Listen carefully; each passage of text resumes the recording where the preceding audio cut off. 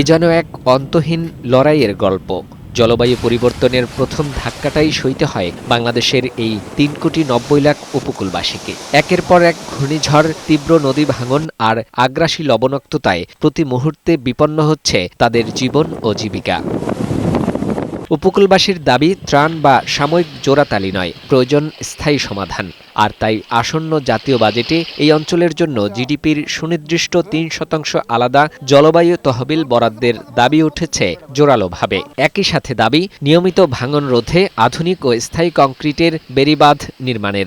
আমাদের এখানে প্রতিনিয়ত ঘূর্ণিঝড় বা প্লাবিত হয়, আমাদের বেড়িবাঁধ ভেঙে তলায় যায়। এই ঝুঁকিপূর্ণ এলাকায় বসবাস করে জীবনযাপন নির্বাহ করতে হয়। বেড়িবাঁধের জন্য আলাদাভাবে আমাকে যেন একটু বরাদ্দ করে। এই এলাকার উন্নয়নের জন্য একটি উপকূলীয় উন্নয়ন বোর্ড গঠন। সরকারের কাছে বিনীতভাবে অনুরোধ, আমাদের জন্য বেশি করে বরাদ্দ রাখা হোক। সংকট শুধু সমাধানের নয়, তীব্র আকার ধারণ করেছে সুপেয় পানির। লবণাক্ততা বৃদ্ধির ফলে নারীদের প্রজনন স্বাস্থ্য ও চর্মরোগের ঝুঁকি বাড়ছে আশঙ্কাজনক হারে।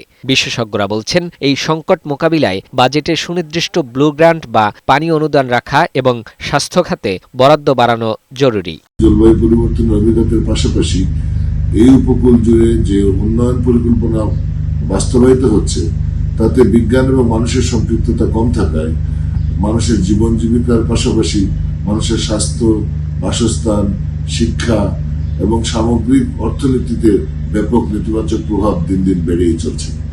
বিভিন্ন সরকার বিভিন্ন পদক্ষেপ নিয়েছে বাংলাদেশের উপকূলকে সংরক্ষণের নামে, কিন্তু এগুলি কখনোই সমন্বিত হয় না এবং মানুষের সম্পৃক্ততা থাকে না। মন্ত্রণালয়ের মাধ্যমে হোক কিংবা একটি বোর্ডের মাধ্যমে হোক, তাহলে উপকূল থেকে যে রেভিনিউটা, উপকূল থেকে যে ফিডব্যাকটা, সেটা একদিকে যেমন বৃদ্ধি পাবে, উপকূলীয় অঞ্চলের পর্যটন যেমন বৃদ্ধি পাবে, উপকূলীয় অঞ্চলের সম্পদ আহরণ যেমন আরও বিজ্ঞানভিত্তিক হবে, একইভাবে বিভিন্ন দুর্যোগ থেকে উপকূলীয় অঞ্চলের ক্ষয়ক্ষতিও আমরা অনেকাংশে কমিয়ে আনতে পারবো। প্রকৃতিভিত্তিক সমাধান হিসেবে উপকূল জুড়ে সবুজ বেষ্টনী তৈরি এবং সুন্দরবন ধ্বংসকারী যে কোনো উন্নয়ন প্রকল্প পুরোপুরি বন্ধের দাবিও রয়েছে এই প্যাকেজে। দক্ষিণ বাংলায় যদি মাননীয় প্রধানমন্ত্রী একবার পদার্পণ করেন এবং যদি রিয়েলি বাস্তবতা দেখানো যায় তাকে, তাহলে তিনি, আমি মনে করি, দক্ষিণ বাংলা মানে প্রপার অ্যালোকেশন পাবে এবং আমরা উপকূলীয় একটা মন্ত্রণালয় যদি করতে পারি, তাহলে তাতে সুবিধা হবে। উপকূলে অনেক সম্পদ আছে। উপকূল ও এর বাসিন্দাদের রক্ষায় সরকারের উদ্যোগের কথা জানান অর্থ ও পরিকল্পনা উপদেষ্টা। উপকূলীয় যে লবণাক্ততা, সেই লবণাক্ততা থেকে মুক্ত হতে হবে।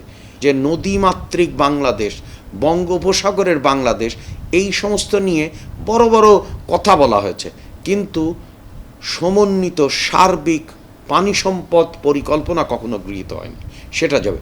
উপকূল রক্ষা করা মানে কেবল একটি অঞ্চলকে বাঁচানো নয়, এটি বাংলাদেশের মানচিত্র ও অর্থনীতিকে বাঁচানোর লড়াই। আসন্ন বাজেটে নীতি নির্ধারকেরা উপকূলবাসীর এই ন্যায্য দাবিগুলোর প্রতিফলন ঘটাবেন, এমনটাই প্রত্যাশা এই প্রান্তিক মানুষের।